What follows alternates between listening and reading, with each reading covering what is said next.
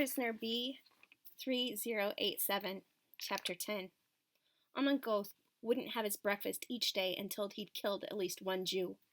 He liked most to sit on the second-floor balcony of his house overlooking the camp and shoot Jews with a rifle while he listened to music on his record player. It didn't matter who you were or what you'd done. If you hurried through the parade grounds trying not to get shot, he would shoot at you on purpose. You had to walk through normally, acting like there wasn't a madman on the balcony above you with a rifle ready to shoot you, and hope he didn't notice you. The best way not to get shot was not to be there in the first place. I escaped the daily shooting gallery through my job at the tailor shop. I left early in the morning and returned in time for roll call, and then hard bread and thin soup in the barracks each night. Uncle Moshe did the same, working in a furrier's shop outside the camp. There was still a chance Goth would get me at roll call. No one was safe, not even the capos. But with Moshe's help, I learned to be anonymous enough to survive for months. Then the tailor shop closed down. I was never sure why, but one morning, when the other tailors and I assembled, we were told our services at the factory were no longer required. We looked around nervously at one another. Without our off-camp job, we would be around Amon Goth all day, and without special skills, we were even less valuable than before. I was put to work building new barracks for the never-ceasing truckloads and trainloads of Jews brought to Plazal every day. It was back-breaking work, digging out a level patch of earth, hauling rocks in wheelbarrows, hammering boards in place. And always there was the threat of Amon Goth and his dogs. After a man on my work detail was killed for moving too slowly, Uncle Moshe traded his daily rations to a capo to get me assigned to a new job outside the camp. I reported to my new work detail the next morning and was loaded into a truck, not knowing where we were going or what we were doing. None of us did. This was some new job no one had ever done before, and we were all a little nervous. There was always a chance that our work would be to dig graves in the woods and then be shot to fill them. The truck bounced to a stop, and the Nazis ordered us out. But it wasn't the woods we had been taken to, or another factory. It was the Krakow ghetto. We looked at one another in wonder. Why had we been brought back to the ghetto? The guard at the gate on Loska Street let us through, and we saw right away what was different. There were no more people. No one was on the streets, and no one was in the houses. The whole ghetto had been liquidated after I'd left. There was no sign of life anywhere. The entire ghetto must be cleaned, one of the Nazis told us. There must be no taint of Jews left. We were told how to search each flat for anything of value and how to sort what was left into piles on the floor for removal and disposal. The clothes should be sorted in one way, household items in another. We were to take nothing with us under penalty of death. As I walked the heavy streets of Podgorz, my chest felt heavy. I was overwhelmed with memories. I hadn't been gone long, and the last few years I had lived there had been a nightmare. But what I remembered wasn't the snow shoveling and the shootings and the starvations. I remembered walking to the market with my mother, visiting my father at work, playing ball in the street with my friends. This neighborhood had been my home once, and it always would be, even after the taint of Jews had been scrubbed away. As if to tear my heart into even more pieces, I was assigned to clean out the apartment building where I had lived with my parents. While other boys worked the bottom floor, I climbed the stairs. I stopped and stood where no one could see me, remembering.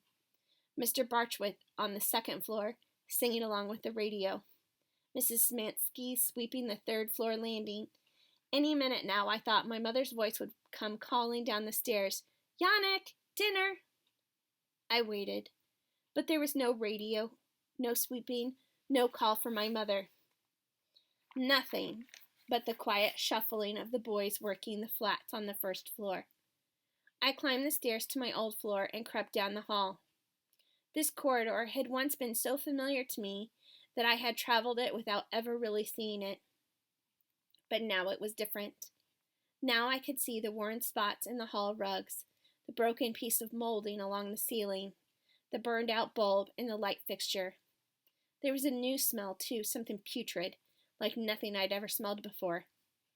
It was strongest near the door to Mr. Tatarka's flat. The door was ajar, and I pushed it open the rest of the way to look inside. Mr. Tatarka lay in the middle of the front room of his apartment, beside the chair he'd stolen from the Immerglics, dead in a pool of his own blood. At least I thought it was Mr. Tatarka. The body was black and shriveled, all rags and bones. I stumbled back into the hall and retched. The smell, the sight of it, it was all just too much. I threw up again, tears streaming from my burning eyes, and I ran. I ran not for my old flat, the one I had shared with 3 other families. I ran instead for the roof, where it had been me and my mother and father, safe and alone in our little pigeon coop. I burst through the big metal door and out onto the rooftop, gulping in big lungfuls of fresh air. The smell eventually went away, but not the memory of it, nor the vision of Mr. Tatarka's decomposing body. I stood with my hands on my knees for a while, until my breathing returned to normal, but I knew I'd have to get back soon. It wouldn't do for the Nazis to notice me for any reason. I went into the pigeon coop, fighting back all the memories of my mother and father. I sifted through what was left. Someone else had lived here after I had been taken. There was a tattered scarf I didn't remember, and a red blanket that hadn't been mine. But my father's old coat was still in the corner. I knew I couldn't take it with me, but I picked it up and put it on, more to remember the smell of him than anything. It fit me better than it ever had, and I realized suddenly that, even though I was thin and starving, I had still grown. I was 14 now, and almost as tall as my father had been. I was pulling the coat off when I felt a lump in one of the sleeves. I felt it with my fingers. Something was sewn into the sleeve. Of course, Mother had sewn extra money into our coats so it couldn't be stolen in a raid. I glanced outside the coop to make sure no one else had made it to the roof yet, and I hastily ripped apart the seams of my father's coat. Inside, there were 1,000 zloty. I dug through the pile of things and found my old coat as well and ripped out the seams.